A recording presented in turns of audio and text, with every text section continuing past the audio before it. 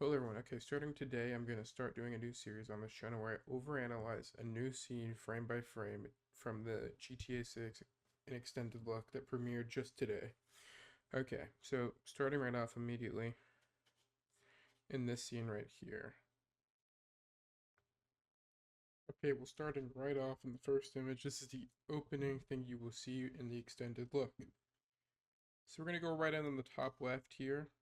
You can see a sign for what seems to be a post office. You can see what seems to be a ad for a post office. I think it says GO Postal. We aim not to lose it. Obviously just small humor there, nothing crazy. If you keep looking, you'll see a store right next to it that says Bicycle. This is probably like a bike rental shop. I think you can even make out a few bikes right there. There are even bike racks outside. Continuing to move down the frame, you can see there's a ambulance seemingly taking a left, along with a billboard right above it. It's unclear what part of the map we are in. I would assume northern Miami or northern Vice City in this case. Looking just right in front of Jason and Lucia, you can see there's three people who I would assume live or in some association with this building, sitting on the car. The car has much bigger tires than what it should. It has been raised up. You can see the classic Florida license plate on it. Directly to the right of them, you can start to see the graffiti. I think it says KRU something H, maybe a designer's Easter egg. And the shrubbery on the right also just looks like, it looks phenomenal. Scaffolding on the top looks very realistic. It gives off the vibe that this building is underdeveloped and maybe where criminals would live. Okay, right here you can see this truck up here. It says Sinorama on it. I would assume they are a business in terms of putting up signs or something like that. This apartment complex seems to be called Venturi. The E has like fallen off, it has aged off. Apartments since is welcome. You get a better view here at the trash that's laying underneath all the scaffolding. The windows also seem to have bars on them, which just shows the immense level of detail because I think this is not only does it just look good and realistic, I think it'll be a real thing in game where you can't just, shoot through a window and jump out. Some of them are going to barbed wire, some of them are going to be caged up, and it's going to be impossible to get out. In this screenshot as well, you get to see a little bit better. There's a sign that says warning, and it shows a tow truck picking up a car. This is where you get to really start to see some of the graffiti in its action. This screenshot right here I really like because you get to have a good view at everything. So you can see on the right we have these three people talking to each other.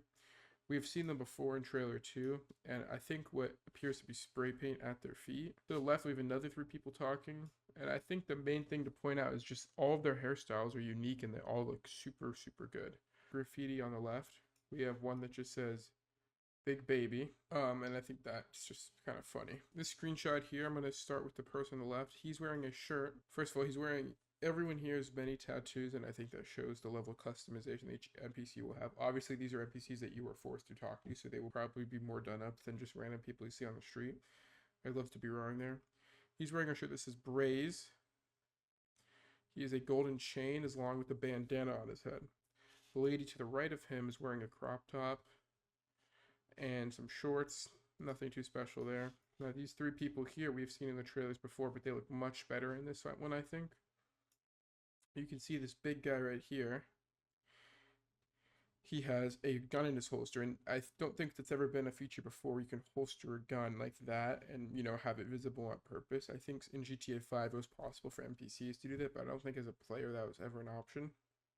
I'm just going to look at, once again, on the floor, look at all the trash, look at all the props. This shelf here, for instance, you can see it's broken and it has chips and it's just highly detailed to just be maybe a throwaway prop that'll never be used again.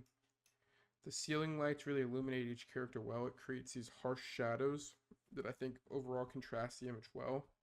One of my more favorite graffitis here is this one right here. It says Big Boy.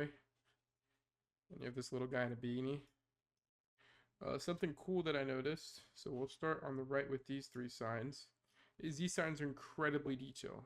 So starting off, we have La Perle Caribbean Market, and that says Thursday to Sunday. So it says Thursday the 25th to Sunday the 28th. And then I think that's a time, maybe 12 to 5 p.m. The sign to the right of it says Charity Clothes Drives, time for a clear out, and that's just advertising it. As we walk into the building, we can also see another three signs. Now, what I find most interesting about these is 305 is the real Miami area code. It just adds another level of realism. And these are probably going to be numbers you can call, not these ones specifically. I'll actually try it right now. I don't think it's going to work at all, but who knows. Yeah, so that did not work. But you can see it says their car is for sale for $3,200.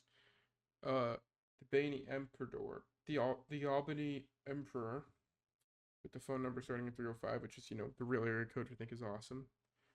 Next to it, you can see that there's a graffiti going over these signs, and you can see how it actually interacts with each piece of paper, and it kind of gets stuck in between, which I think is just awesome. This sign over to the right of the car says, "Please return my bike," and it says, "Gray BMX bike, something lightning bolt, something."